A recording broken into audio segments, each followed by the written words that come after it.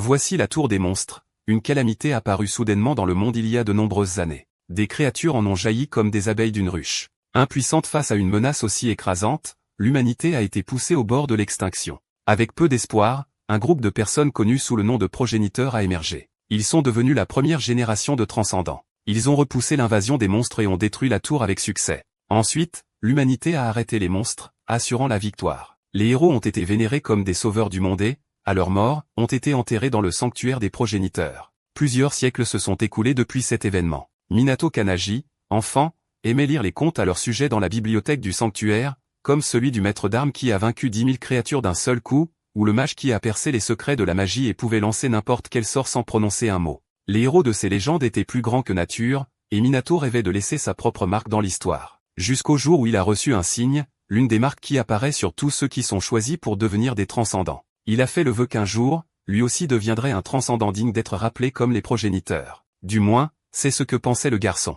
On annonce que les résultats sont sortis. Tout le monde célèbre la réussite de l'examen. Cependant, tout le monde n'a pas réussi, car Minato reçoit le message qu'il ne répond pas aux exigences d'approbation. Alors que les autres applaudissent et se réjouissent, le garçon est le seul triste dans la pièce. Certains de ses camarades de classe lui demandent même s'il peut nettoyer la salle de classe afin qu'ils puissent aller faire la fête. Pour devenir un transcendant, il suffit de signer son nom. C'est ainsi que tout le monde plaisante sur l'examen de chasseur, mais il l'a raté 3 années de suite. Vous ne pouvez passer l'examen que 3 fois, c'était donc sa dernière chance. Maintenant, il ne deviendra jamais un chasseur. Même s'il a réussi l'examen écrit avec brio et augmente son aura, il se demande à quoi sert la marque si on ne peut pas être diplômé. Pour le garçon, le symbole n'est plus utile qu'un stupide test sanguin. En pleurant, Minato trouve ça aussi injuste. Ce qu'il voulait le plus, c'était ressembler à un progéniteur. De la fenêtre, quelqu'un lui crie de se dépêcher car tout le monde attend à la porte de l'école. Il n'est pas très enthousiaste, surtout parce qu'il pense que c'est lui que tout le monde devrait admirer. Les filles ne peuvent s'empêcher de le regarder. Le nouveau prodige est si beau, et même les garçons sont impressionnés.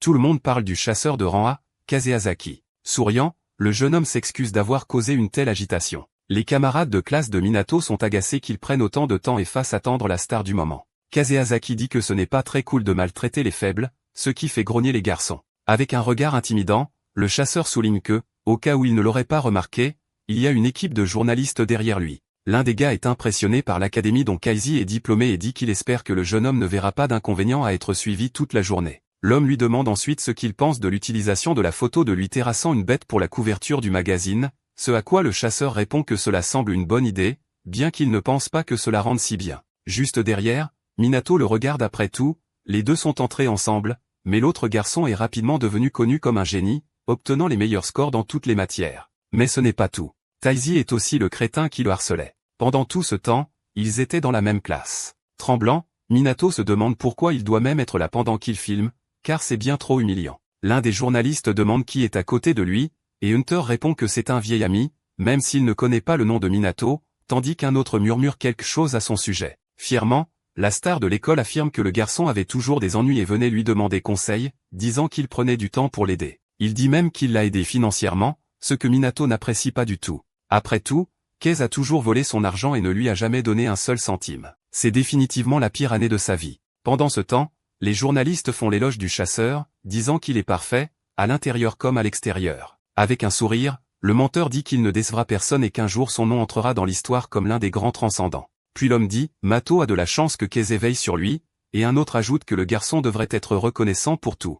Toute cette pression rend le garçon extrêmement nerveux. Avant qu'il ne puisse dire quoi que ce soit, le menteur lui rappelle qu'il a échoué à l'examen. Avec un sourire intimidant, il dit que ce doit être une journée terrible pour lui et lui demande s'il ne serait pas encore pire de la terminer avec un score encore plus bas. Mais tout ce qui vient à l'esprit du garçon, c'est l'humiliation qu'il a subie pendant cette année. Minato tremblait fortement sous l'intimidation du tyran. Avec des flashs d'appareil photo sur son visage, il dit que Keiz a été à ses côtés et pense toujours à ces moments-là et dit qu'il ne ressent que de la gratitude pour le reste de sa vie. Dès qu'il a fini, le chasseur le lâche et dit que c'est assez car ils n'ont pas beaucoup de temps. Keiz les invite à voir ses trophées, ce qui ravit toute l'équipe. Ils ne se souviennent même pas du nom de Minato et disent qu'il n'est pas nécessaire de le connaître pour l'histoire après tout. Personne ne s'en soucie. Pour un perdant, peu importe à quel point quelqu'un est pourri à l'intérieur. Tant qu'il devienne un chasseur, tout le monde les regarde. Les gens se souviennent de leur nom. En pleurant, le garçon se demande ce que son nom signifiera un jour. Soudain, quelqu'un l'appelle, le faisant sursauter. Le tyran lui dit d'aller au sanctuaire après l'école,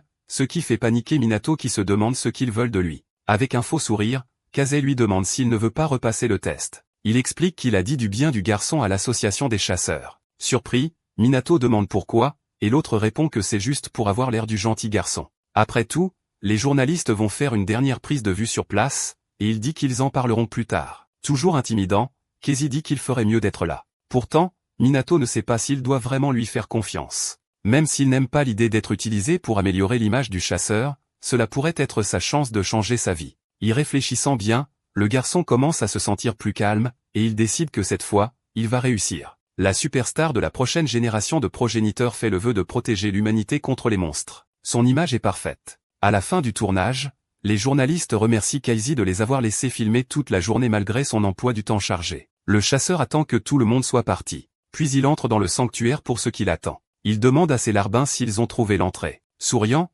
les garçons révèlent qu'ils ont fait ce qu'il a demandé, et la superstar leur dit d'entrer et de prendre les affaires. Soudain, une voix vient de derrière lui demandant ce qu'il pense faire. Sans même essayer de le cacher, il admet ouvertement sa chasse au trésor. Minato s'y oppose en disant que c'est du vol et demande s'il sait qui est enterré là. Mais le chasseur de rang demande à Suigon de se soucier de ça. Avec une grande force, il piétine le sol, envoyant des pierres volées. La superstar dit que ce ne sont qu'un tas de vieilles momies moisies. Il affirme qu'ils peuvent faire fortune en vendant les objets au lieu de les laisser pourrir et dit qu'il n'arrive pas à croire que Minato croit réellement aux bêtises de progéniteurs. Mais ces héros étaient parfaits, et un jour, il a souhaité leur ressembler. Le garçon se souvient quand il a promis Kiwi comme eux. Y penser le remplit soudain de rage. Il se précipite ensuite pour frapper le bâtard. Mais étant parfait en tout, Kaze esquive facilement, et trouve une ouverture pour frapper Minato directement dans l'estomac, le faisant vomir ses propres fluides vitaux. La superstar demande si le garçon a oublié à qui il parle. Secoué, Minato pense que le coup qu'il a reçu aurait pu le tuer. Ses larbins crient qu'ils ont trouvé les objets.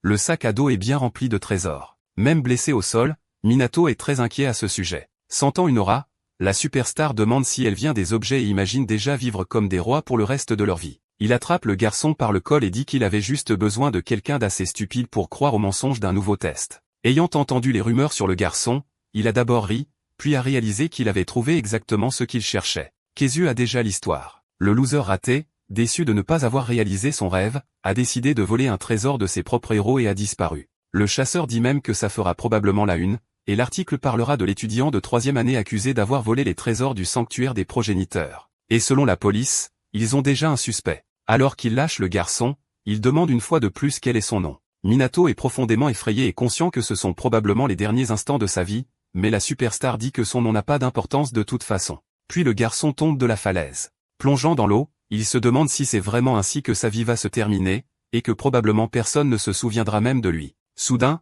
des orbes de lumière apparaissent autour de lui. Il se transforme ensuite en êtres étranges. Les étrangers se demandent si le garçon pourrait être le vaisseau qu'ils attendent pour réaliser leurs espoirs. Ils finissent par se présenter, disant qu'ils sont les esprits qui reposent dans le sanctuaire du progéniteur. Les yeux du garçon s'écarquillent devant cette révélation. Il se demande ce qui se passe, ce que sont toutes ces lumières et ces voix, et si ce sont vraiment les héros. Un des esprits dit que la marque qu'il porte est la marque du vide, et bien qu'elle ne détienne aucun pouvoir propre, elle peut contenir n'importe quel pouvoir à l'intérieur. Puis il demande à Minato de choisir un progéniteur avec qui former un lien, expliquant que chaque figure qu'il voit est un maître suprême de son domaine. Comme les mages, les artistes martiaux, les maîtres d'épée, les combattants à la lance et les invocateurs, et celui qu'il choisira lui accordera un pouvoir bien au-delà de tout ce qu'il pourrait imaginer. Une fois de plus, l'esprit demande quel pouvoir il désire, et Minato sait exactement ce qu'il veut. Fatigué des intimidateurs comme Kaze, il ne veut plus vivre dans un monde où n'importe qui peut le bousculer. Le garçon souhaite la plus grande force possible pour effacer toute l'humiliation qu'il a subie tout au long de sa vie. Le mage l'exhorte à se dépêcher et à choisir quelqu'un,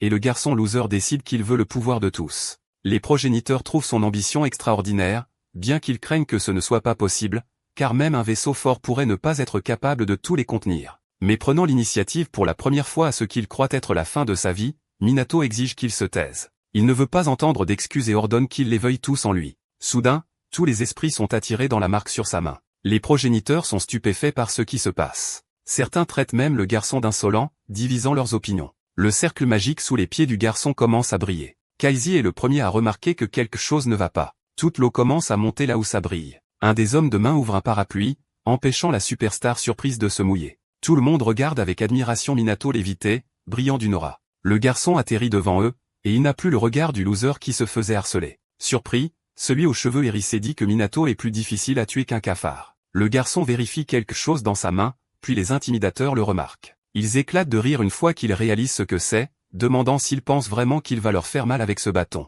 Casey leur dit d'arrêter car il en a assez vu. Puis il ordonne que la tête du garçon soit prise, s'assurant qu'il ne revienne jamais. Obéissant à l'ordre, celui aux cheveux hérissés conjure une épée. Se poussant, il demande à Minato s'il se souvient qu'il obtient toujours les meilleures notes aux examens d'épée, disant que le garçon devrait se sentir honoré. Imperturbable, l'ex-loser demande s'il croit vraiment que cette épée est celle d'un vrai maître de la lame. Mais sans écouter, le tyran fonce sur lui. Minato se défend simplement avec son bâton, et, étonnamment, c'est l'épéiste qui finit par être tranché avec son épée. Minato demande comment on peut dire que c'est la lame d'un vrai épéiste, mais le tyran ne peut même pas prononcer un mot. Et les autres regardent, terrifiés par ce qui vient de se passer. Une fois de plus, le garçon pose la même question. Après tout, il veut savoir ce qui lui a fait penser que son épée est si spéciale. Mais le grand ne lui donne pas une chance en utilisant sa magie verte connue sous le nom de regard de la destruction et la légende de la deuxième salle de classe de 7e année. Baigné d'une aura jaune, Minato pointe son doigt et dit qu'il est beaucoup trop lent et lance le sort Arad. Cela choque le tyran. Il n'était pas censé être capable de réciter ça.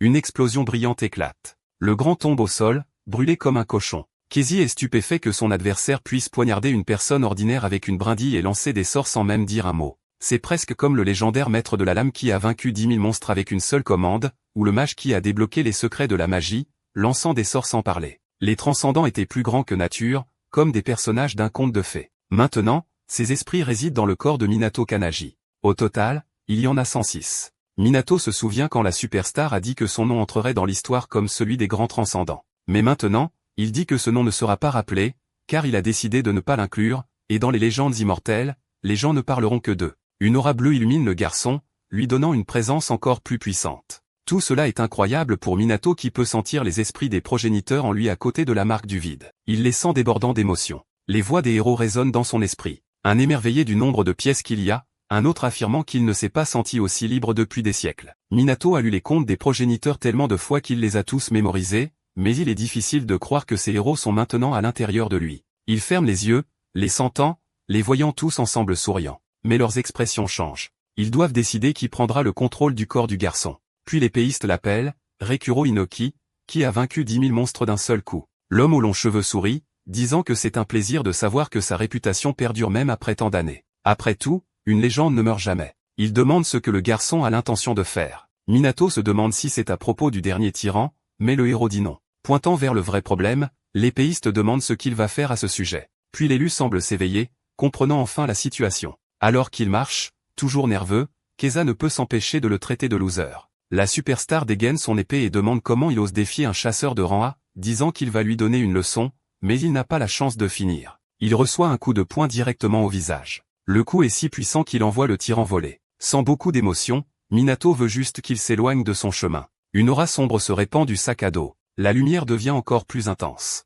Alors que Minato est encore émerveillé, Rekuro sourit avec fierté. La ville est dans un chaos total. Un grand chien noir à 3 têtes court sauvagement. Le monstre fracasse tout sur son passage. Avec un grognement fort, il s'arrête devant un homme. Les têtes grognent et soufflent d'une manière menaçante. Mais l'homme s'éloigne d'un bond, esquivant la créature, et la frappe avec un impact de chute écrasant. Les spectateurs sont stupéfaits alors que Kurasag, un chasseur de rang S, bat un monstre de rang A d'un seul coup. L'homme remercie et demande où est KZ. Mais ensuite, il se souvient que la superstar avait mentionné dans une interview, ce qui est bon pour la réputation de la guilde. Alors qu'il remet le rapport, il remarque quelque chose d'étrange et se demande si c'est une sorte de monstre. D'où vient cette urgence? Réalisant que quelque chose ne va pas, il se retourne avec alarme. Les garçons s'effondrent au sol, et un de ses compagnons demande ce qui se passe. La pression est si intense que même les membres de classe A et B ne peuvent pas rester debout. Ça lui fait penser qu'il pourrait s'agir d'un monstre de rang S nécessitant une attaque massive. Il devient plus fort et affecte tous ceux sur son passage. Il vient du sanctuaire des progéniteurs. Pendant ce temps, Keze est allongé sur le sol. Quelque chose devant lui le terrifie. Une sinistre créature noire avec de nombreux yeux et tentacules émerge du sac à dos. Terrifié, la superstar demande d'où vient la créature, et Minato explique que c'est de sa faute s'il a profané le sanctuaire des progéniteurs. L'un des boss de la tour avait été scellé, il était à l'intérieur des objets qu'il a volés avec ses acolytes. Rekuro explique que certains monstres ont réussi à tromper la mort en utilisant une capacité d'hibernation. La chose sombre devant eux est connue sous le nom de fléau de la futilité. Il ouvre ses douzaines d'yeux. Son rang est estimé à S, voire plus. La créature émet une aura toxique qui élimine les gens dans un rayon de plusieurs kilomètres. Autrefois, il était aussi commun que les mouches. KZ dit qu'il s'en va, mais l'épéiste, Minato, l'avertit que s'il bouge, le monstre le prendra pour cible. Rien n'échappe à ses yeux. La créature lance son tentacule, faisant hurler la superstar de terreur. Son épée est brisée. Cela ne semble pas possible après tout. Il a autrefois vaincu un dragon avec cette lame. Le garçon est infecté par le tentacule du monstre et sa force vitale est drainée. Indifférent, Minato dit qu'il avait essayé de l'avertir. Alors Reikiro l'interpelle et lui demande ce qu'il pense de lui donner le contrôle total de son corps. L'épéiste dit qu'il l'a vu à l'œuvre et qu'il sait ce que l'épée Inokizo peut faire, essayant de le tenter pendant que les autres s'installent. Minato dit que ça ne le dérange pas de prêter son corps, et l'homme aux cheveux longs est soulagé de voir à quel point c'est facile. Cependant, les autres ne le laisseront pas s'en tirer en gardant le jeune et frais vaisseau pour lui tout seul. Mais la vraie surprise arrive quand le garçon dit qu'il va prêter son corps à tous. Il dit même qu'il va tous les surpasser quoi qu'il arrive. Pour que cela se produise, il comprend qu'il doit faire l'expérience de toute leur puissance par lui-même et leur demande de lui montrer tout ce qu'ils ont. Ranshiro en a assez de ce petit morveux qui intervient et profite de la situation. L'épéiste dit qu'ils ont peut-être mordu plus qu'ils ne peuvent mâcher. Il projette sa performance à travers Minato comme s'il était un marionnettiste, et le garçon est une marionnette, et ils sont prêts à dominer la bataille. Avec des mouvements rapides de lance, le monstre est tranché, perdant l'un de ses tentacules. Malheureusement pour le garçon, son bâton a également été endommagé dans le processus, mais il n'y a pas besoin de s'inquiéter car un autre maître intervient. En utilisant les arts martiaux, Minato frappe le monstre. Un autre tentacule est arraché à l'horrible créature aux nombreux yeux. Sans perdre de temps, le garçon attrape la branche du sol, et un autre héros prend le contrôle de son corps, suivi par un autre esprit, sans laisser un seul progéniteur de côté. Avec autant de coups d'affilée, la créature est complètement détraquée. Pendant que la créature est désynchronisée, Minato attrape le sac à dos. Mais c'est au tour de l'archer, et la bataille n'est pas encore terminée. La flèche frappe le monstre, envoyant de multiples rayons de lumière percer son corps. Son fluide vert éclabousse même le garçon. Minato essuie son visage et repart à l'attaque, en utilisant une séquence de frappes de chaque maître. Avec Reishiro, il attrape l'épée brisée de Kaizi. Le monstre le surprend avec ses tentacules. Mais avant qu'il n'atteigne Minano, il se fige en l'air. Cette fois, c'est le mage qui contrôle son corps, faisant bondir le garçon sans même avoir l'intention de parler. Le transcendant le plus récent manie l'épée, avec Reikiru, en utilisant le style Inoki, invoquant la tempête marine pour l'attaque, la foudre qui jaillit de l'épée est si puissante. Elle parvient même à trancher le monstre en deux. Le résultat laisse Minata avec un large sourire. La nuit tombe, la pleine lune éclairant l'obscurité. Un corbeau est le seul témoin de la scène. Au téléphone, un homme reçoit la nouvelle que le monstre a été vaincu avant même qu'il n'ait eu la chance d'arriver. Il est surpris car il ne savait pas que de puissants chasseurs étaient dans la région. Le corbeau a réussi à capturer des images de l'endroit. En découvrant ce qui s'est passé, il demande si c'était vraiment un étudiant de l'école de formation des chasseurs. Cela le fait sourire, voulant rencontrer le garçon en personne. Voici Midori Ishihara, le transcendant le plus fort du monde. Une fois de plus, il est au téléphone en train de parler à monsieur le directeur, qu'il n'a pas contacté depuis longtemps. Midori confirme que le monstre a été classé de rang S et dit que la personne qui l'a vaincu était l'étudiant, Minata Kanji, ce qui est étrange étant donné que le garçon a échoué à l'examen environ 3 fois. Ayant du mal à y croire, il demande si l'homme peut lui rendre un service. À l'école, les étudiants parlent de l'attaque de monstres qui s'est produite la veille. Un garçon mentionne même l'aura qui l'a complètement paralysé,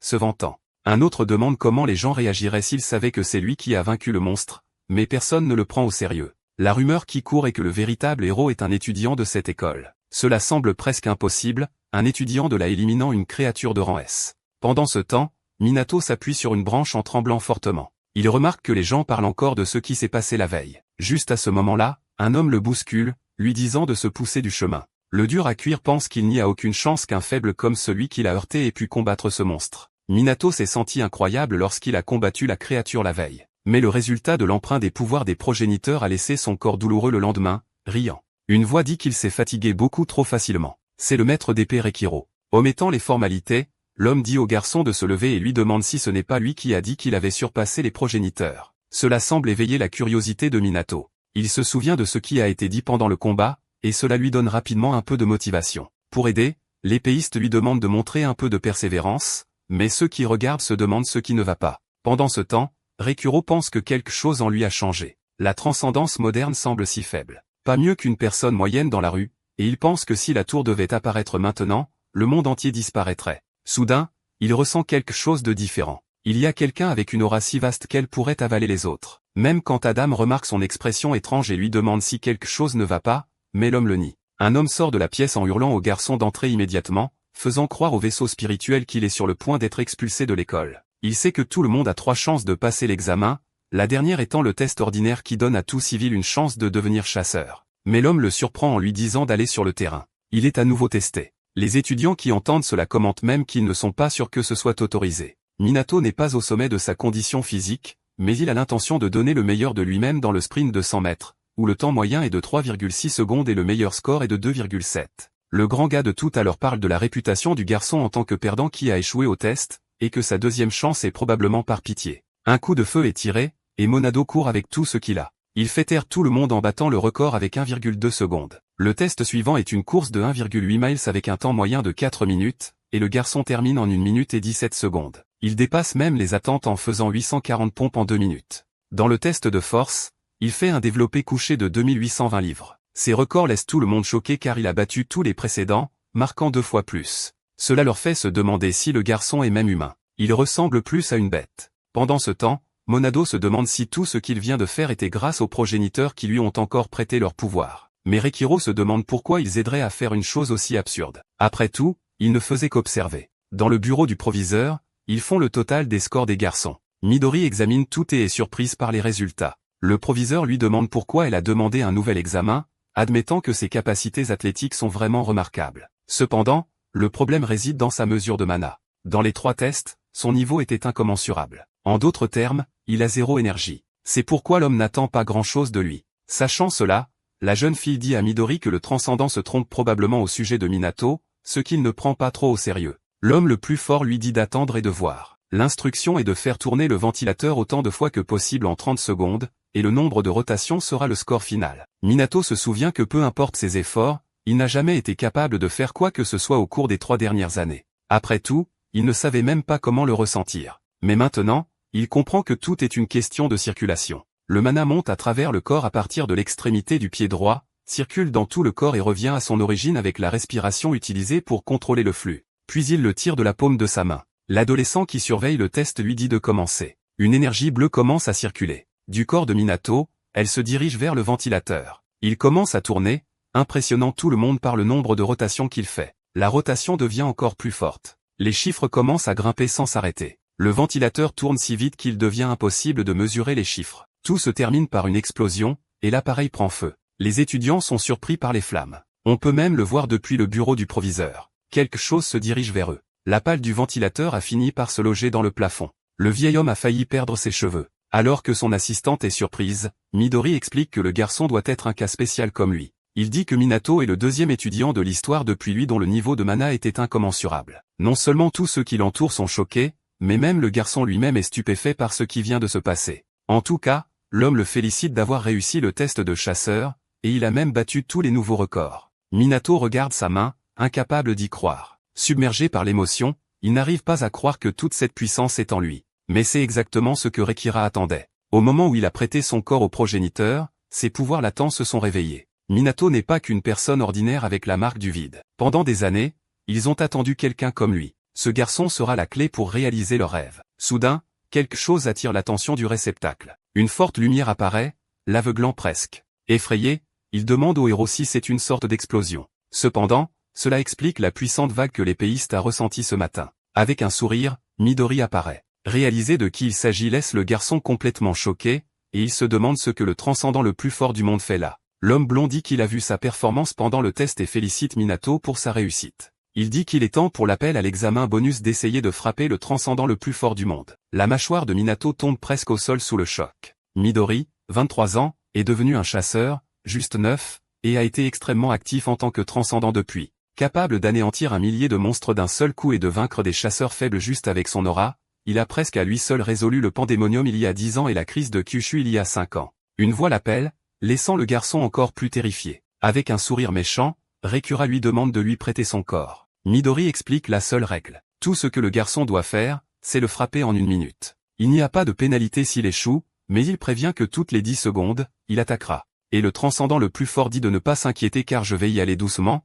affirmant qu'il n'utilisera aucune compétence, mais permettant à Menata d'utiliser tout ce qu'il veut. Le blond a même apporté quelques armes pour qu'il puisse choisir. L'ancien perdant est étonné et suspicieux, se demandant quand l'autre a préparé tout cela. Il est confus au sujet de cet examen bonus et se demande s'il est vraiment sur le point de combattre une personne célèbre pendant 1 minute entière. Le garçon demande s'il est vraiment acceptable d'utiliser une arme, et Midori répond que son corps est aussi solide que l'acier. Démontrant sa force, le transcendant le plus fort dit qu'il peut briser n'importe quelle lame utilisée contre lui. Pendant ce temps, le héros supplie d'aider à cela. Reichiro est ravi, rebondissant simplement sur les murs d'excitation, réalisant que tout le monde n'est pas faible. Stominata réalise que son adversaire est si puissant que même un progéniteur est impatient de se battre. Pour être honnête, il sait qu'il n'y a aucun moyen de vaincre Midori. Penser à tout cela est trop pour le garçon. Dans ce cas, il n'y a qu'une seule chose à faire. Les étudiants sont suspendus à la fenêtre, excités de voir le duel sur le point de commencer. Pendant ce temps, l'épéiste crie au garçon de lui donner le contrôle du corps. Quoi qu'il en soit,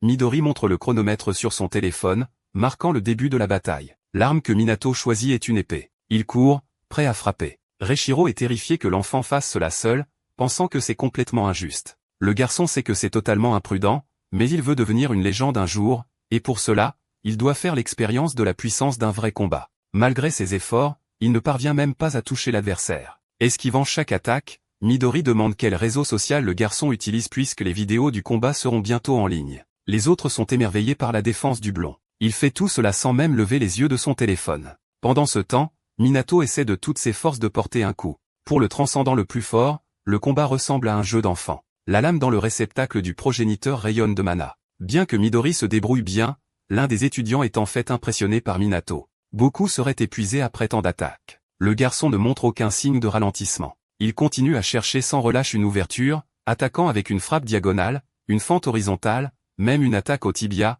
un mouvement audacieux visant la gorge, mais sans succès. Cependant, Minato était étonné que son corps fasse exactement ce qu'il veut et ne se fatigue pas du tout. Il ne sait pas si c'est parce qu'il a prêté son corps au progéniteur, mais il sent définitivement que quelque chose a changé. Un contact sur son front le sort de ses pensées. Finalement, les 10 secondes sont passées. Une puissante explosion d'énergie est libérée. Heureusement, Minato parvient à l'esquiver. Le garçon est vraiment terrifié par sa puissance. En regardant en arrière, il voit la destruction laissée derrière. Minato est stupéfait que ce soit ce que Midori considère comme se retenir. S'il avait bougé à temps, il aurait pu perdre la tête. Mais quelque chose ne va pas pour Midori, qui n'a jamais perdu le contrôle de son pouvoir. Il ne sent pas non plus de menace de la part de son adversaire. Pendant ce temps, le réceptacle des héros réalise enfin le danger. S'il ne s'améliore pas, il pourrait finir par être éliminé. Il veut se souvenir de sa puissance d'antan. Maintenant, le garçon est encore plus déterminé. Ce changement est remarqué par Midori. Se sentant plus capable et confiant, Minato est prêt à attaquer à nouveau.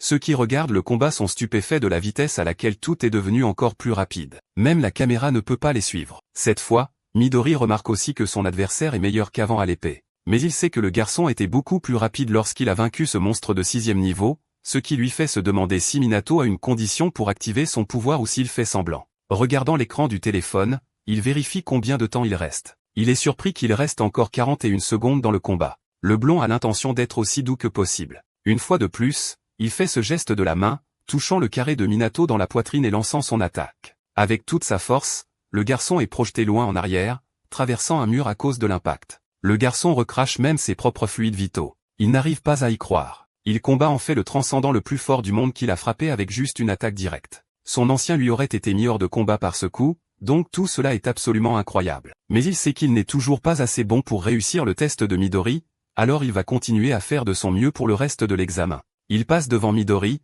qui ne réagit même pas. Cela l'amène à s'arrêter, perplexe face au comportement du blond. Midori s'excuse et dit qu'il en a assez vu alors qu'il reste encore 30 secondes. D'un seul coup, il frappe Minato à la nuque. C'est la fin pour lui. Midori sait que le garçon est talentueux, mais pas assez pour être comme lui. Il n'a vu aucun des pouvoirs que le garçon a montré contre le monstre de rang S. Appelant Rin, le blond dit qu'ils peuvent rentrer et que, malheureusement, son adversaire n'avait rien d'excitant. En entendant cela, Minato serre son épée. Il n'a pas du tout aimé la façon dont Midori parlait de lui. Maintenant debout, il est illuminé par cette même énergie. Profitant du fait que le garçon têtu s'évanouit, Reikuro prend finalement le contrôle de son corps. Un épéiste interpelle le transcendant le plus fort du monde actuel. Ce changement est définitivement remarqué par Midori. En contrôle, l'homme aux cheveux longs demande s'il est prêt à s'amuser un peu. C'est au tour de Minato de regarder quelqu'un d'autre utiliser son corps en action. C'est enfin ce que le transcendant le plus fort attendait. Il y a juste un instant, c'était l'énergie qu'il ressentait, et ce qui lui a fait perdre le contrôle de son pouvoir. Midori se demande si son adversaire s'est transformé en quelqu'un d'autre ou si c'est une sorte de capacité. Quoi qu'il en soit, cela n'a pas d'importance. Le fait est qu'il est devenu une bête absolue. Reikira lui crie de ne pas se laisser distraire en parlant. Le blond remarque rapidement que les mouvements sont maintenant complètement différents en termes de vitesse, de puissance et de maniement de l'épée. Une lame maintenant à quelques millimètres de frapper son œil. Il esquive avant que le coup ne puisse atterrir. Midori commence à faire plus de mouvements nécessaires qu'avant. Minato ne plaisante plus, et cela l'inquiète. Il y a un regard meurtrier dans les yeux du garçon, et il charge son adversaire avec tout ce qu'il a. L'énergie émanant sur le champ de bataille brise les fenêtres et éloigne la foule. Le blond réalise que les coups d'épée ne sont plus prudents ou incertains comme avant. Il porte maintenant la confiance d'un guerrier aguerri qui comprend son ennemi. C'est aussi naturel que l'eau qui coule dans un ruisseau, ou mieux encore, la force irrésistible d'une vague puissante qui déblaye tout sur son passage. Dans tous les cas, il commence à comprendre comment le garçon a réussi à éliminer le monstre de rang S. Midori note qu'il reste maintenant 40 secondes, et c'est à son tour d'attaquer. Toujours en contrôle, Rekuro demande s'il pense qu'il ne peut pas esquiver quelque chose d'aussi évident.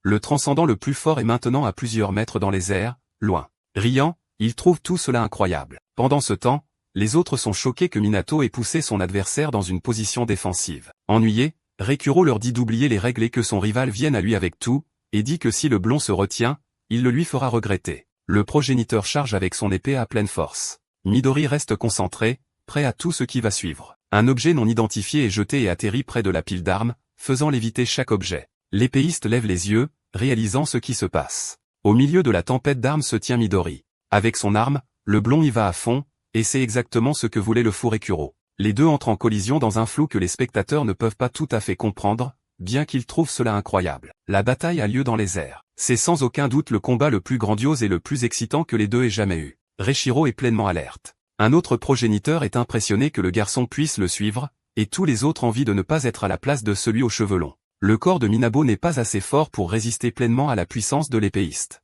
Remarquant cela, le vieil homme envisage d'aider, mais il lui demande de rester en place. Sinon, il ne fera que gêner. Pendant ce temps, le mage est le seul qui semble vraiment préoccupé par le vrai Monado qui regarde le combat. Rekiro effectue des frappes comme des entailles diagonales et des uppercuts. Il bouge avec son poignet. L'homme lui apprend à balancer vers le haut suivi d'un uppercut et à déplacer le centre de gravité vers l'avant. Tout cela a pour résultat que la lame se brise en plusieurs morceaux. L'épéiste déplore la perte de son épée. Pendant ce temps, Midori trouve cela impressionnant. Cela l'excite. Il annonce qu'il ne reste plus que 10 secondes et demande ce que le garçon a l'intention de faire. Soudain, Rekiro saute hors de l'arène. Les spectateurs sont confus, ne sachant pas ce qu'il prévoit. Il emprunte une épée au brut qui a bousculé Minato plus tôt. Avant même qu'il ne puisse revenir, le combat reprend. Midori charge directement sur lui. L'attaque cause de sérieux dommages à la structure de l'école. Mais avec Rekiro toujours en contrôle du corps, il en sort indemne. Les deux reprennent leur bataille aérienne. Alors qu'ils s'amusent à se battre, les autres élèves craignent que tout le bâtiment ne s'effondre à ce rythme.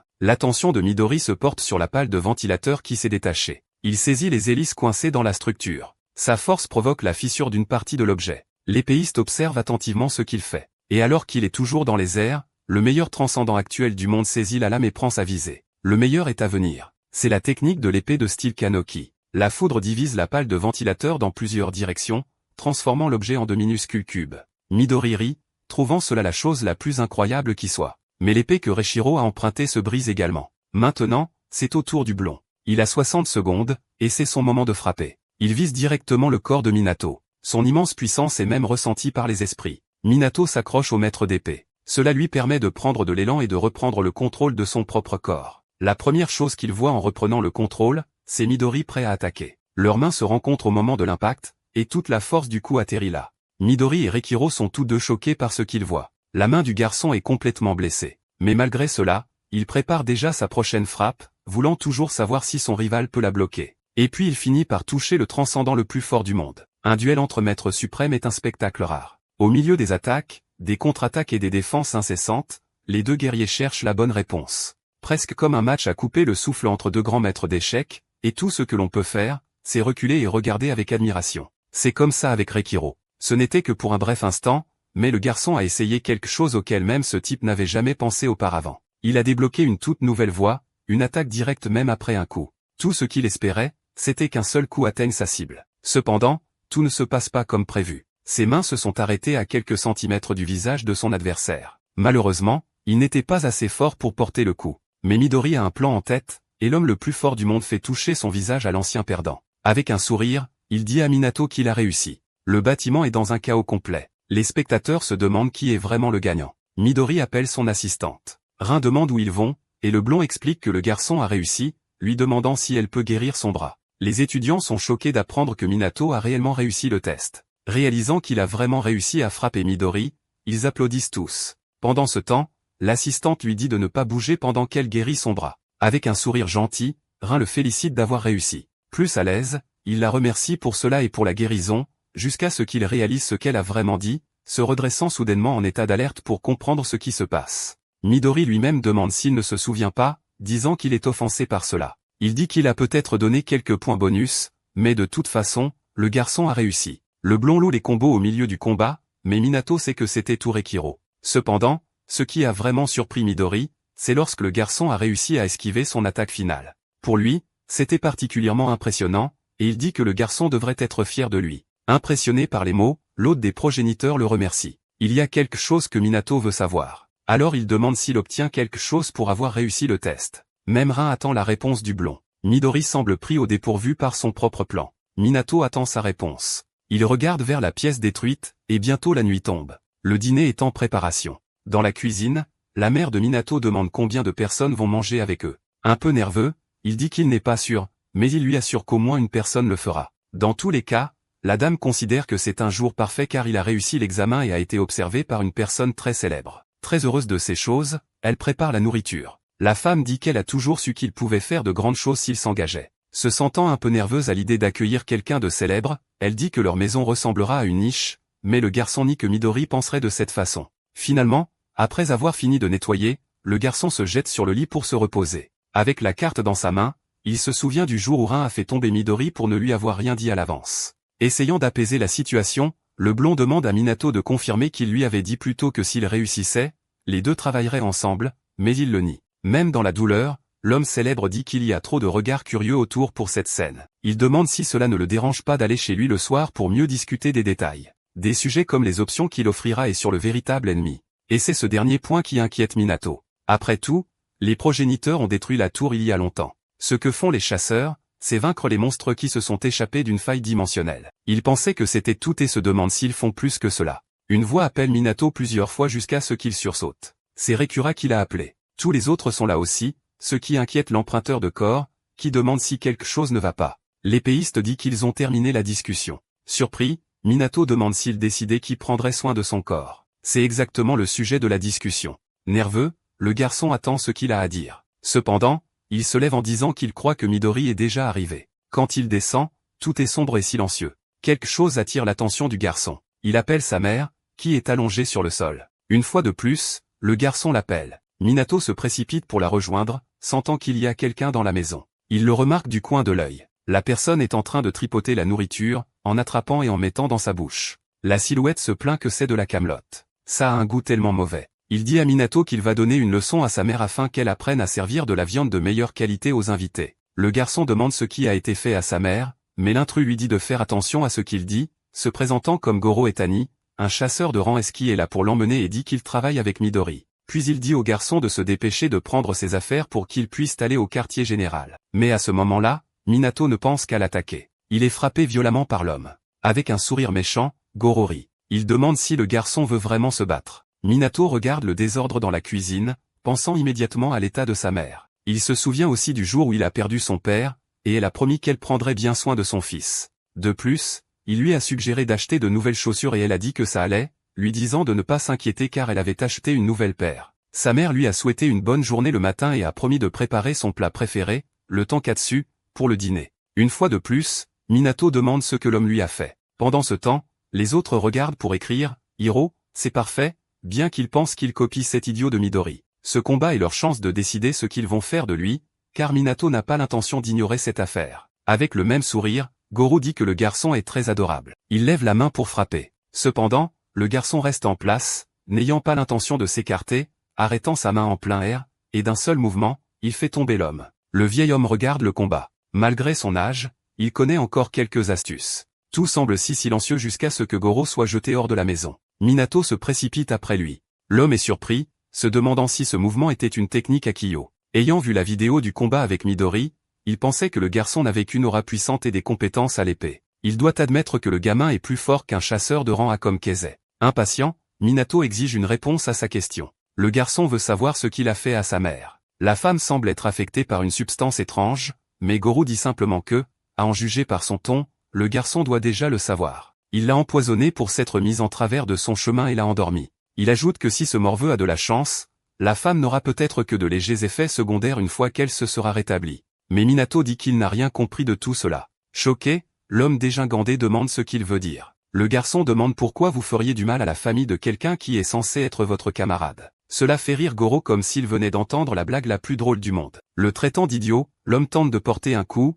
mais le garçon parvient à l'esquiver juste à temps. L'homme nie être le camarade de qui que ce soit. Il dit qu'il n'est qu'une marionnette polie et obéissante qui fera tout ce qu'on lui dit, et que la seule façon de faire écouter un faible est de prendre un otage important. Minato continue d'esquiver les attaques, mais au milieu du combat, il se fait marcher sur le pied. Cela donne à Goro la chance de porter un autre coup. Puis il recule, mettant une bonne distance entre eux. Le garçon se demande ce qui se passe réellement, sentant son visage chauffer. Une marque violacée commence à s'étendre sur sa joue. En regardant l'homme dégingandé, il remarque des lames tranchantes et un liquide étrange suintant de ses doigts. C'est son tour de goûter au poison. Il peut créer des millions de types différents dans son corps. S'il le voulait, il pourrait inonder un rayon de 5 km de gaz mortel, mais il n'est pas autorisé à le faire dans les zones urbaines surpeuplées. Le poison tuera Monado dans exactement 1 minute, et l'antidote ne sera donné que s'il accepte de rejoindre la guilde. Mais tout ce à quoi le garçon peut penser, c'est le gaz, et maintenant il comprend pourquoi les gens considèrent ces êtres comme des catastrophes environnementales sous forme humaine. Plus le temps passe,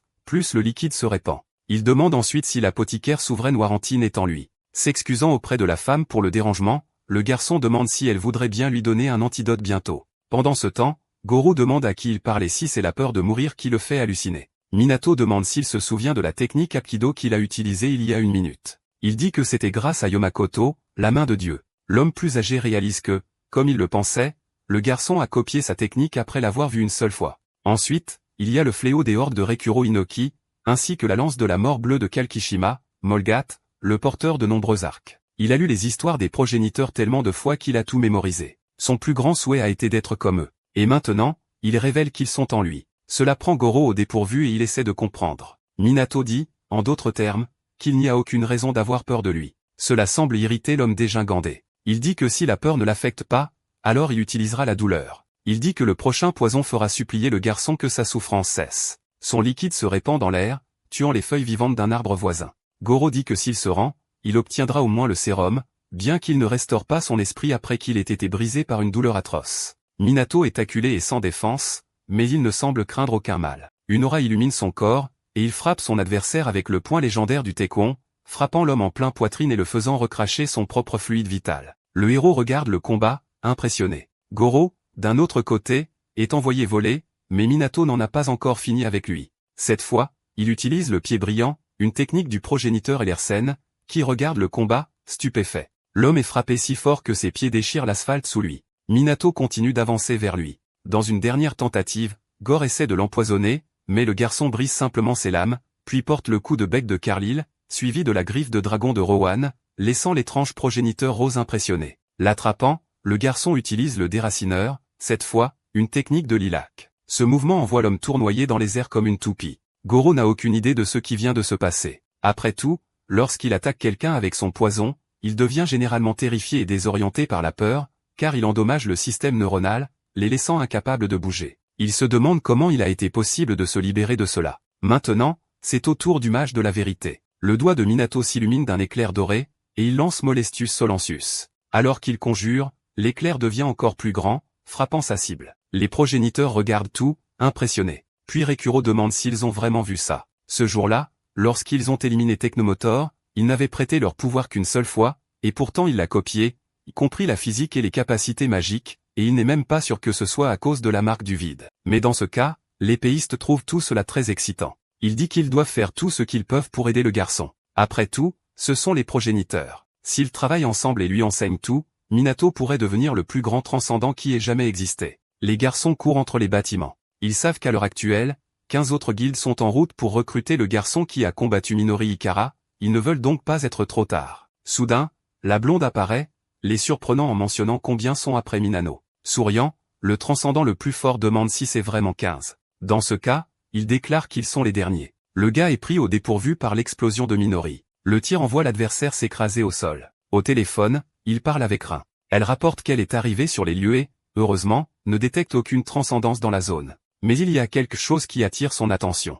L'assistante dit que quelqu'un les a déjà battus parce que Goro Etani, un chasseur de rang et ses utilisateurs de poison, est allongé près de la maison de Minato. L'homme est au sol, et à en juger par son visage, il n'a pas l'air bien. En entendant cela, Midori rit. Il dit que c'est incroyable et qu'il savait que le garçon avait quelque chose de spécial à l'intérieur, mais qu'il n'arrive toujours pas à croire qu'il ait vaincu un rang S. La blonde demande s'il est blessé ou empoisonné, mais le garçon affirme qu'il va bien. Sa mère est allongée sur le canapé. Minato dit qu'elle va bien aussi. En entendant tout cela, Reikiro dit que sans la quarantaine, lui et sa mère erreraient déjà dans les profondeurs du monde souterrain. Surprise qu'il ne lui ait fallu que 5 secondes pour éliminer le poison, la femme avoue avoir extrait un peu de sérum de Goro. Midori s'excuse pour le retard et dit que de nombreuses guildes sont après lui après avoir regardé la vidéo du combat. Minato demande si Goro a menti en disant qu'ils étaient partenaires, et la blonde dit que beaucoup utilisent cette tactique pour manipuler les autres. Le transcendant le plus fort demande à son assistante si elle a terminé, et elle confirme. Rin a restauré les murs et la clôture. Sur ce,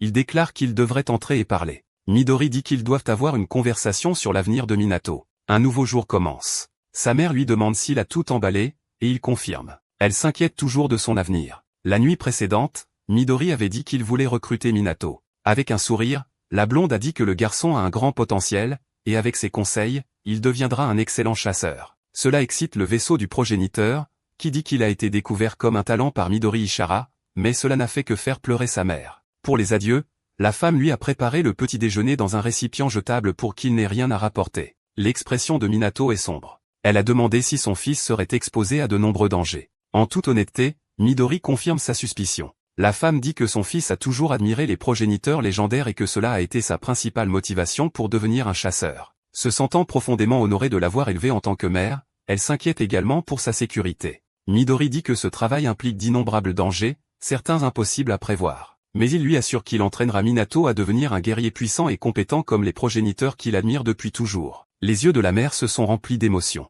Puis elle le remercie pour ce qu'il fait pour son fils.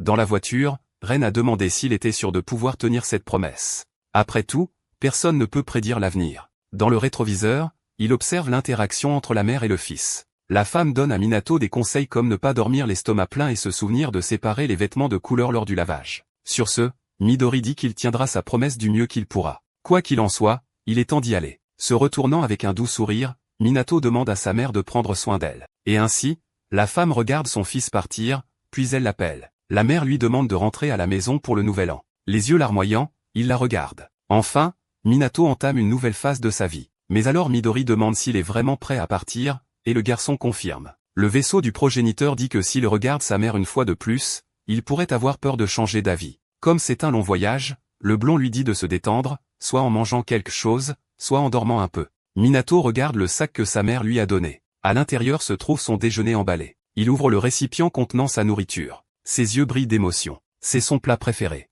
De plus, sa mère lui a écrit un mot lui souhaitant bonne chance. Se souvenant de tout ce qu'ils ont traversé ensemble, il la remercie pour tout. Tout en mangeant, le garçon pleure, ému par le délice de la nourriture. Rin semble être une personne sérieuse et indifférente. Pendant ce temps, Midoriya se détend sur le siège passager, et chacun d'eux profite du voyage. Il fait assez ensoleillé dans les montagnes. Regardant par la fenêtre, Minato demande quel est cet endroit. Avec un sourire, Midori l'accueille. C'est une agence d'état spéciale à laquelle très peu de transcendants appartiennent. Elle s'appelle l'unité de contre-prophétie ou CPU. Et une fois de plus, il lui souhaite la bienvenue au quartier général. Minato s'interroge sur le nom de l'endroit. Depuis une fenêtre, quelqu'un les observe. L'homme annonce que le nouvel arrivant est enfin arrivé. C'est la nouvelle personne qui les rejoint maintenant. La femme avec la tasse de thé demande s'ils ont un nouveau coéquipier. Le garçon dit que c'est toujours excitant d'avoir du sang neuf. La rousse veut juste voir par elle-même si cette personne deviendra vraiment un partenaire pour eux, car seul le temps dira s'il est vraiment digne d'appartenir à l'unité de contre-prophétie. C'est le nouveau défi de Minato.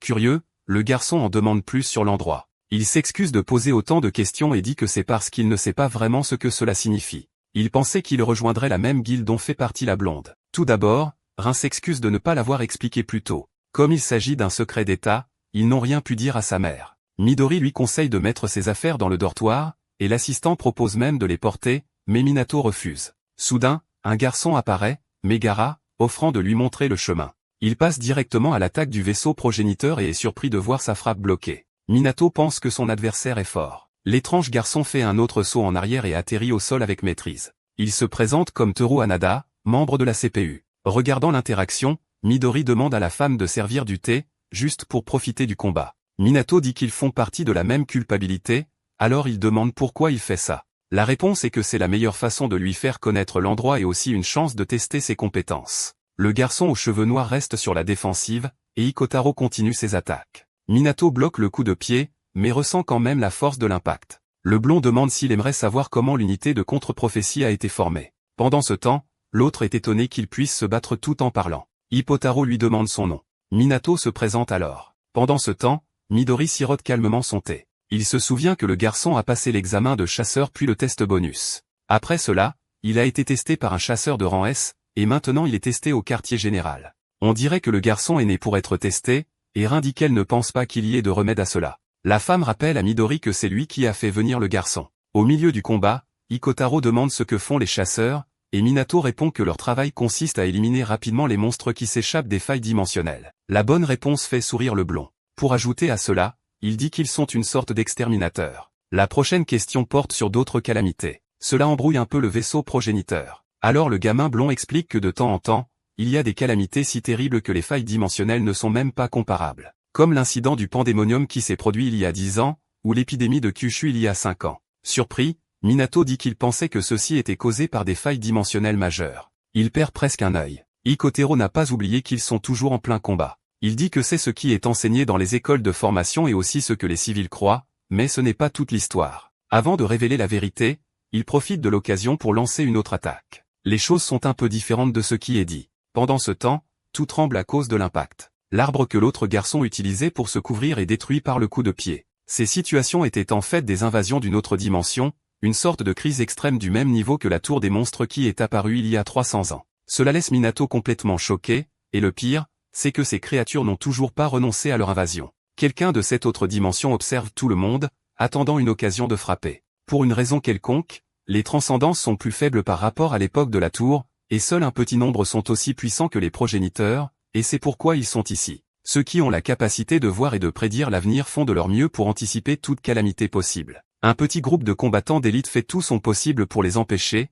et c'est là qu'ils interviennent avec la CPU. Assez fier, Midori observe leur conversation. Mais Minato veut toujours s'assurer qu'il a bien compris, disant que la CPU est une organisation qui lutte contre les prophéties. Ikotaro confirme, disant qu'aucun des autres là-bas n'a été capable de bloquer autant de coups de pied d'affilée. Avec un grand sourire, il dit que c'est un grand plaisir de le rencontrer et lui souhaite la bienvenue. Midori aime regarder la scène. Soudain, le garçon qui donne des coups de pied attire l'attention de tout le monde, annonçant que celui aux cheveux noirs a réussi son test. Quelque chose les observait depuis le début. Ce sont les autres transcendants de la CPU. Ikotaro leur a demandé si Minato était dès lors maintenant. Ils disparaissent sans dire un mot, surprenant même Midori. Le garçon qui donne des coups de pied dit alors qu'il faudra peut-être tester lui-même le réceptacle du progéniteur. Sur ce, il décide de lui faire visiter les lieux tout en portant sa valise jusqu'au dortoir. Il ne faut pas longtemps pour que la nuit tombe. Minato était dans sa chambre privée. Il pense qu'à chaque fois qu'il y a une prophétie de menace mondiale, le travail de la CPU est de se battre et de s'assurer qu'elle ne se réalise pas. Il se demande si un jour il y aura une calamité aussi terrible que cette tour qui a nécessité que tous les progéniteurs la fassent tomber, et s'il sera assez fort pour la combattre. Soudain, il réalise qu'il commence à s'inquiéter à ce sujet quand Rekira apparaît en disant que le mieux est de beaucoup s'entraîner. Cela prend le garçon complètement au dépourvu. Non seulement l'épéiste est là, mais aussi d'autres héros notables. Il dit qu'il n'a pas eu l'occasion de lui dire plus tôt parce que des choses n'arrêtaient pas d'arriver, mais il veut l'informer de ce que tous les progéniteurs ont décidé. La décision est qu'ils vont faire de Minato le transcendant le plus puissant de l'histoire, surpassant Midori et tous les autres. Après tout, il a le potentiel pour devenir le plus grand. Ils veulent donc que Minato Kanagi étudie avec les progéniteurs. Cela laisse le garçon assez stupéfait. Il a demandé au héros s'il le voulait vraiment comme disciple. Il essaie toujours de comprendre la raison. Après tout, il pensait que tout ce qu'il voulait, c'était prendre possession de son corps. Reichiro dit que cela ne le dérangerait pas, mais dans ce cas, ils devraient tous se battre pour cela, et Minato leur a demandé de ne pas se battre à cause de lui. L'épéiste révèle que c'était bien leur intention initiale, mais le voir en action a changé leur façon de penser. Ils ont trouvé une meilleure idée que d'utiliser son corps, et tout le monde semble satisfait du nouveau plan. Ils ont pensé qu'il serait plus intéressant de l'entraîner. Rashiro lui demande s'il se souvient de l'utilisateur de poison qu'il a vaincu. Même s'il n'avait vu certaines de ses techniques qu'une seule fois, le garçon a réussi à les copier parfaitement. Bien que les techniques n'aient pas été aussi précises que lorsque les progéniteurs les utilisaient, au moins, il a gagné le combat. Rekuro lui demande s'il a la moindre idée de l'ampleur de cet exploit. Il n'est pas sûr que ce soit à cause de la marque du vide. Mais l'épéiste croit que le plus grand talent du garçon est d'absorber les capacités des autres, et cela le rend meilleur que les progéniteurs. Au moment où Minato a entendu Rekuro dire cela, il n'a pas pu s'empêcher de pleurer. Ses souvenirs sont revenus à ses examens. Quand ils ont dit qu'il était peut-être désespéré, et combien se sont moqués de lui, lui demandant ce qu'il essayait de faire, personne n'a jamais cru en lui. Beaucoup l'ont traité de perdant, disant qu'il ne deviendrait jamais rien. Minato n'avait jamais entendu parler de quelqu'un qui avait échoué à l'examen de chasseur 3 fois de suite, alors beaucoup l'ont jugé en lui demandant pourquoi il ne pouvait pas simplement abandonner. Ou ce jour où les journalistes ont dit que savoir qui il était n'avait pas d'importance. Même Casey, qui a essayé de l'éliminer, ne connaissait même pas son nom. Personne ne s'est jamais demandé s'il avait un avenir, mais ensuite Minato les a rencontrés, et Midori a dit à sa mère qu'il avait un grand potentiel. Reikiro a également dit qu'il avait la capacité de devenir le plus grand transcendant du monde. En raison de tout ce qui lui est arrivé, il se demande s'il mérite vraiment cela. En pleurant, Minato demande s'il a le droit d'être heureux, au moins une fois dans sa vie. Il admire ces personnes depuis tant d'années et n'a jamais imaginé dans ses rêves qu'il aurait l'occasion de les rencontrer. En ce moment, les progéniteurs sont là, disant qu'ils croient en lui. Reichiro, bien que confus par la réaction, se permet un petit sourire. Puis il demande au garçon pourquoi il pleure. Après tout, ils vivent et respirent à travers lui, surtout quand Nanado dort, quand ils sont encore plus libres du temps et de l'espace. L'épéiste dit qu'il a de grands projets pour lui, et à partir de ce moment, promet de l'entraîner 100 heures en temps réel chaque jour. Pendant la journée, le garçon aidera la CPU à lutter contre la prophétie. Mais pendant la nuit, les choses seront différentes car les progéniteurs l'entraîneront pendant son sommeil. À partir de ce moment, Minano n'aura plus de repos.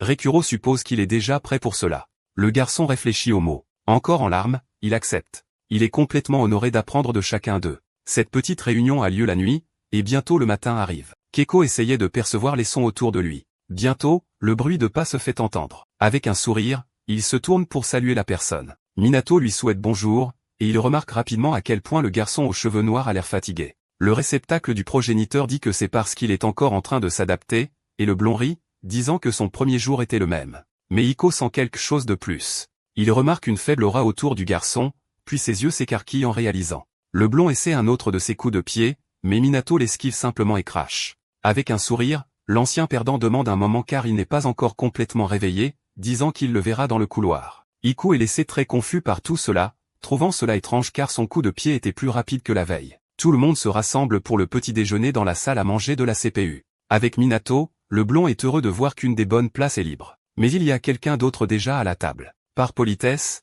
il demande si la jeune fille verrait un inconvénient à ce qu'il se joigne à elle. Elle continue de manger et Iko s'assoit, disant au garçon à côté de lui de faire de même. Bientôt, Minato se souvient que cette femme est l'une des personnes que le garçon qui donne des coups de pied a mentionné. Finalement, elle parle et dit qu'il doit être le nouveau, et a le sentiment qu'elle n'est pas heureuse de le voir. Mais avec un sourire, l'ancien perdant se présente. Cependant, elle dit qu'elle s'en fiche et qu'elle ne veut pas connaître son nom. Pointant sa fourchette vers lui d'une manière menaçante, elle dit qu'elle l'appellera par son nom lorsqu'il aura prouvé sa valeur. Il est temps de s'entraîner, et bientôt ils devront gérer une prophétie. Et elle déclare que Minato sera également impliqué. En 1945, le premier livre de prophétie a été découvert en Antarctique. Il était enterré sous près de 3 km de glace. Le livre a été récupéré par un homme. Le titre était écrit dans une écriture tordue, presque enfantine, et contenait des descriptions de diverses calamités qui détruiraient le monde entier dans les 80 prochaines années. La question est, croit-il vraiment aux prophéties? Minato s'excuse de changer de sujet, mais il ne connaît pas encore son nom.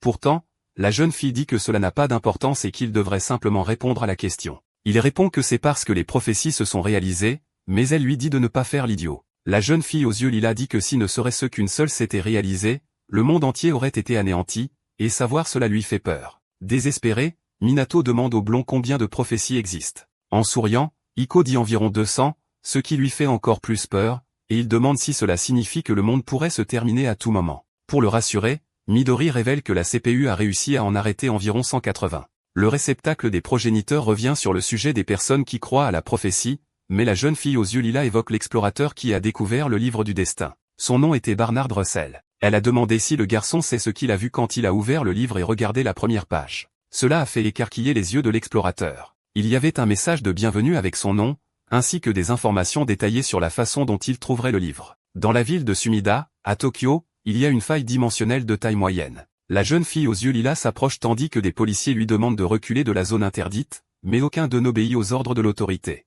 Ensuite, la jeune fille parle de la Troisième Guerre mondiale, de la face cachée de la Lune, de l'attaque biologique, de l'arbre volant géant, tous des événements à potentiel désastreux qui ont été résolus par des transcendants de haut rang. Midori, en fait, s'est récemment occupé de l'incident de Pandémonium. Quoi qu'il en soit, le livre du destin n'est pas le seul livre de prophétie existant, ce qui amène à la conclusion qu'il y en a de toutes sortes. Pour les rassembler, les analyser et les résoudre, l'unité de contre-prophétie a été créée et existe jusqu'à ce jour. Il existe un système d'emploi avec 4 niveaux de risque, allant du niveau 1, qui couvre les menaces de quartier local, jusqu'au niveau d'urgence impliquant l'anéantissement mondial. Minato demande s'ils vont dans la faille pour arrêter une autre prophétie, et la jeune fille confirme, disant que c'est normal pour les membres de l'CPU. Sentant leur approche, l'homme en costume alerte Kurazoji, et Yu croit que ces inconnus sont juste des civils. L'homme leur dit de rester en arrière en raison de la gravité de la situation. La jeune fille explique rapidement qu'ils sont confrontés à une prophétie de niveau 3 de taille moyenne. Elle dit que c'est écrit dans l'anthologie de Poésie dorée,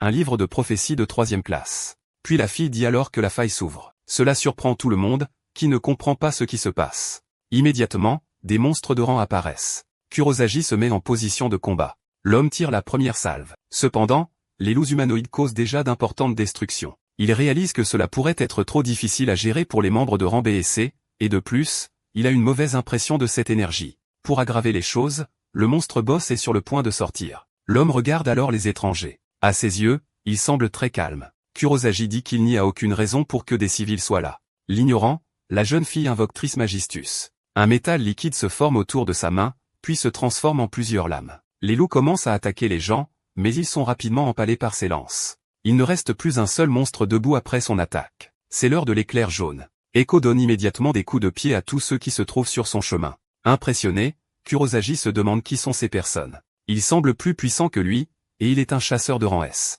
Puis la jeune fille aux yeux violets dit qu'en ce moment, c'est lui le civil, pas eux. L'homme remarque les marques, soupçonnant qu'ils viennent d'une organisation gouvernementale. Soudain, d'énormes griffes et des yeux encore plus terrifiants que ceux des petits loups maléfiques émergent de la faille. Même eux réalisent que c'est un gros problème. Cette créature est au moins un monstre de rang S. C'est la bête sauvage, Gilioronel. Alors qu'il charge, Kurosaji, terrifié, leur dit de faire attention. Chacun attaque le monstre d'un côté différent. Cependant, Echo réalise que ses coups de pied ne fonctionnent pas sur la créature. Il croit qu'elle porte une armure résistante aux attaques physiques. Gilioronel cible la jeune fille. Elle utilise son liquide pour se protéger. Soudain, Minato apparaît devant elle. Le garçon est entouré de cette aura puissante, et il utilise seulement sa main pour arrêter le loup géant. La créature essaie de forcer le passage avec la force brute, mais chaque tentative d'avancer ne fait qu'endommager son armure. Une puissante explosion se produit. La scène du combat émerveille tout le monde. C'était une frappe à courte portée, et Echo dit, c'est à peu près comme ça qu'on fait. Le garçon blond se demande comment Minato a réussi à vaincre un monstre de rang S avec un seul coup,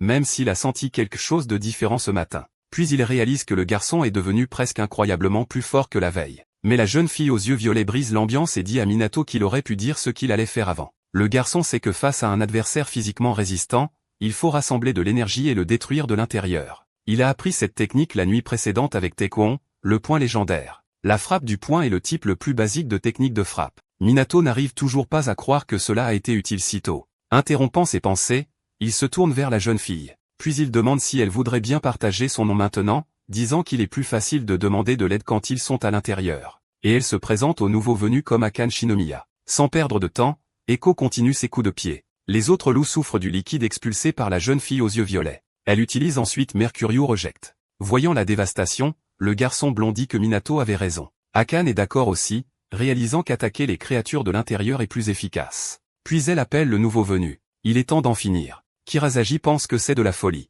Après tout, à l'intérieur de la faille se trouve une autre dimension, et il pense que c'est le genre de décision que seul un imbécile prendrait. Mais Minato est immédiatement d'accord avec l'idée, et ils entrent dans ce fragment brisé d'un autre monde. L'homme reste figé, l'air d'un imbécile. Il n'a jamais vu personne comme ces trois-là, en supposant qu'ils fassent vraiment partie de l'organisation secrète dont il a entendu des rumeurs. D'autres loups géants sont apparus pour attaquer. Akane remarque qu'ils sont les mêmes que ceux qui sont sortis de la faille. Elle en a assez de s'occuper de ces choses. Elle tire son mercure dans toutes les directions, le transformant en lance. En regardant cela, Minato est impressionné par les capacités de la jeune fille, et le garçon blond explique qu'elle est plus forte quand il s'agit d'attaques de dégâts de zone. Un loup blindé encore plus grand apparaît. Elle appelle Iko, qui vient rapidement lui prêter main forte. Avant que le monstre ne puisse porter une attaque, il saute. Le garçon le taquine même, disant qu'il est au plafond. Echo est très agile avec ses tirs rapides. Toute cette scène impressionne Minato. Mais maintenant, c'est à son tour de jouer aussi. Tout comme le garçon au coup de pied, il imite ses mouvements, et le gamin blond est heureux que son ami puisse copier ses techniques. Il y a tellement de choses à faire, et il court sans perdre de temps. Malheureusement, une canne ne peut pas voir ce qu'il attend, ce qui signifie qu'ils vont bientôt affronter quelque chose de plus grand. Quelque chose rend le vaisseau progéniteur confus. Il veut savoir ce qu'est cette grande pièce vide. Soudain, quelque chose approche, attirant leur attention. Rien que les pas font trembler le sol. Minato crie que la chose est énorme et terrifiante, et Echo croit que c'est le boss. Le monstre se met à gémir bruyamment. Ils devront affronter le Minotaure aveugle, et le rang est encore plus grand. L'air calme, Akane dit qu'il est enfin apparu et demande si c'est vraiment le boss de cet endroit. Sans attendre de réponse, elle invoque déjà son Trismegistus. Un cercle se forme autour du Minotaure géant. Des lames commencent à émerger de la lumière. C'est son puissant Eldorado. Elle a une règle qu'elle ne brise jamais. Chaque fois qu'elle rencontre un ennemi puissant, elle le bête avec son attaque la plus forte dès le début. Alors essayant de retenir le boss aussi longtemps que possible, elle leur demande d'en finir pour elle. C'est au tour de Echo et il dit qu'il aimerait avoir des compétences flashy comme les siennes. Mais de toute façon, le garçon est là et lui dit de ne pas s'inquiéter. Pendant ce temps,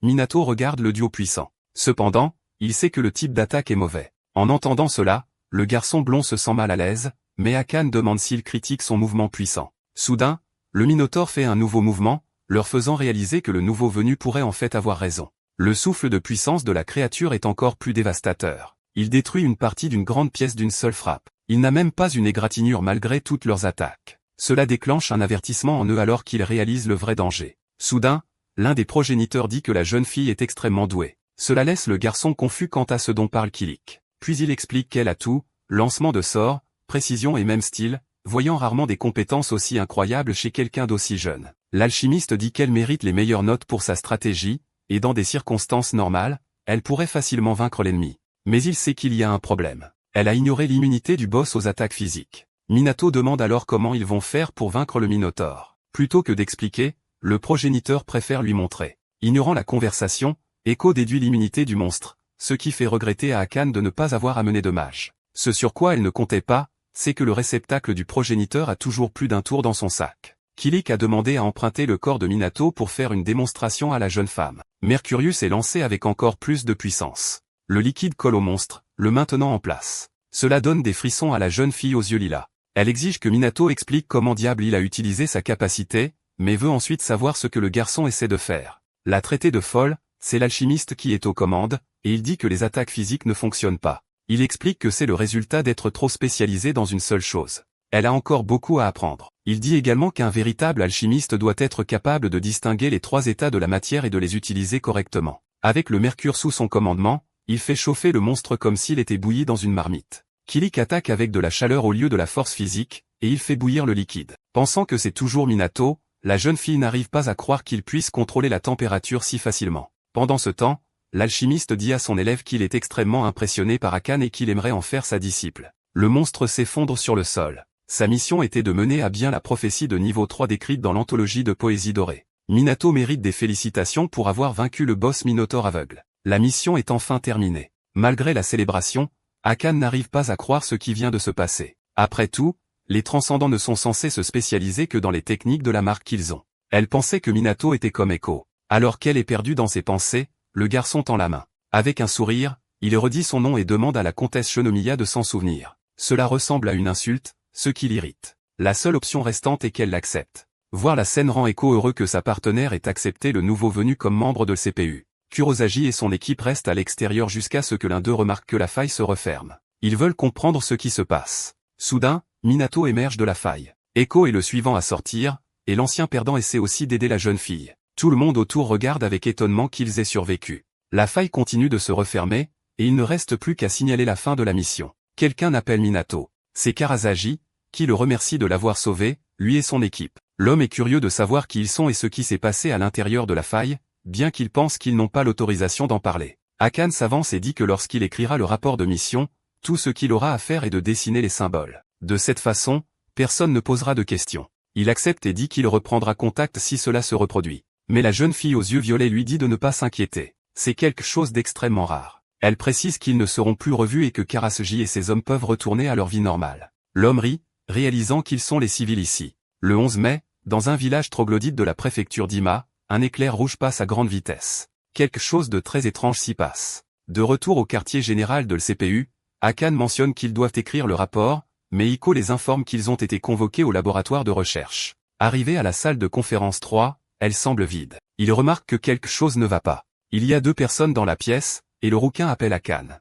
Il veut savoir pourquoi ils ont mis si longtemps alors que ce n'était qu'une mission de niveau 3. Minato se souvient rapidement qu'il était l'un des membres qu'il observait ce jour-là. Echo dit au rouquin de se calmer. Après tout, ce n'est pas lui le chef ici. Allant droit au but, Ils demandent au directeur pourquoi ils ont été appelés. Kurehawa leur a demandé de regarder une photo reçue de l'équipe d'interprétation. Akane est la première à demander si cet étrange objet est un morceau de charbon. Puis il révèle que c'est en fait un livre de prophétie. Il a été trouvé près d'un volcan, ce qui l'a rendu très difficile à déchiffrer. Curieux, Minato demande comment quelqu'un a réussi à le faire. L'homme dit que c'est grâce à la récente technologie d'IA qui a réussi à décoder une partie du texte. Il y a beaucoup d'informations, mais un détail en particulier concerne le Japon. Choqué, Akane demande s'il s'agit d'une prophétie complètement nouvelle. Le bleu demande si ce n'est pas courant, mais Iko révèle que c'est la première fois qu'il entend parler de quelque chose comme ça. Le CPU est également respecté parmi les chercheurs, et c'est pourquoi ils sont capables de recueillir des prophéties du monde entier, mais il n'y a jamais eu de nouvelles prophéties comme celle-ci auparavant. Dans ce cas, Shinji dit au directeur qu'il suppose qu'il va leur demander à tous les 4 d'enquêter. Acceptant, l'homme dit que les membres réguliers devront mener la véritable frappe, mais ils sont tous actuellement en mission. Puisque ces 4 sont disponibles, il aimerait qu'ils mènent l'enquête initiale sur la prophétie et dit qu'il enverra un courriel avec les détails. Ce qui surprend Monado, c'est qu'ils soient envoyés en mission tout de suite. Pour eux, c'est normal, et le bleu réalise qu'il aurait vraiment dû prendre au sérieux la difficulté de ce travail. Quoi qu'il en soit, le rouquin accepte la mission. Prenant les devants, il appelle les 3 autres ses subordonnés, irritant la jeune fille aux yeux violets. Il n'y a pas encore de note pour la prophétie, on leur dit donc d'être prudents. Et si elle montre des signes d'accomplissement, ils doivent attendre l'arrivée des renforts. Minato devient pensif à propos de cette mission spéciale, qui implique quelque chose de complètement inconnu, et cela le rend nerveux. Shija leur dit de se reposer pour ne pas gâcher la mission, mais Akane rétorque qu'il n'est pas le patron et qu'elle n'a pas besoin de dormir. Mais le bleu n'est pas d'accord, disant qu'il va fermer les yeux pendant quelques minutes. Même Iko est d'accord avec l'idée. Leur sommeil est la défaite d'Akane. Résistant toujours, elle dit qu'elle ne va pas dormir. Mais il ne faut pas longtemps à la jeune fille pour perdre la bataille. Soudain, quelqu'un crie son nom, et Akane se réveille alarmée, insistant sur le fait qu'elle n'a pas dormi. Elle se fâche contre Minato pour ne pas l'avoir réveillée, mais le bleu lui dit de regarder autour d'elle. Il se passe quelque chose de beaucoup plus étrange. Confuse, elle demande ce qu'il veut dire. D'étranges colonnes écarlates sont partout. Kiko dit, c'est très grave. Il dit qu'il ne faudra pas longtemps avant que la prophétie ne devienne réalité. Akane dit que c'est le plus grand cercle magique qu'elle ait jamais vu, et que les colonnes doivent contenir les restes des 23 villageois mentionnés dans le rapport. Shinji trouve cela similaire à l'affaire de l'appartement disparu dans la préfecture de Wakayama, où un trou vers une autre dimension s'est presque ouvert. Soudain, les colonnes commencent à briller. Remarquant cela, Akane déclare qu'il n'y a pas de temps à perdre. Eko demande quel est le plan. Saisissant son arme, Shinji déclare qu'ils vont évidemment arrêter la prophétie. Puis Akane lui rappelle ce que le directeur a dit. Derrière lui, une vague d'énergie les surprend. Comme toujours, la puissante aura vient de Minato. Avec un sourire, le garçon demande s'ils sont prêts à commencer. La jeune fille aux yeux lilas est impressionnée. Aika imite qu'il est plus fort qu'il ne l'était ce matin. Voyant cela, Shinji dit qu'il n'y a aucune raison d'attendre. Bondissant en avant, il leur dit de le suivre. Akane ne perd pas de temps à se plaindre qu'il n'est pas le chef. Les colonnes émettent une lumière encore plus forte. Puis la mage dit que cela fait un moment qu'elle n'a pas senti cette odeur. Reiichiro est d'accord, bien qu'il l'ait senti plusieurs fois de leur vivant. D'une pierre tombale, une lumière rouge émerge. Et dessous la terre, une main se lève. L'odeur que les progéniteurs détectent provient d'un sort interdit. Dans la prophétie, la lueur de la lune écarlate commencera à s'adoucir à mesure que la bête se réveillera et devra être renvoyée aux enfers. Le transcendant et maître sorcier Shijima Bando, ayant commis un terrible massacre pendant la haute période, a été vaincu par un prêtre de divination, son propre compagnon. Il arrive dans un village spécifique, affirmant qu'il n'a pas beaucoup de temps, mais ce ne sera que 1000 ans avant qu'il ne se réveille à nouveau. Et ainsi, il renaîtra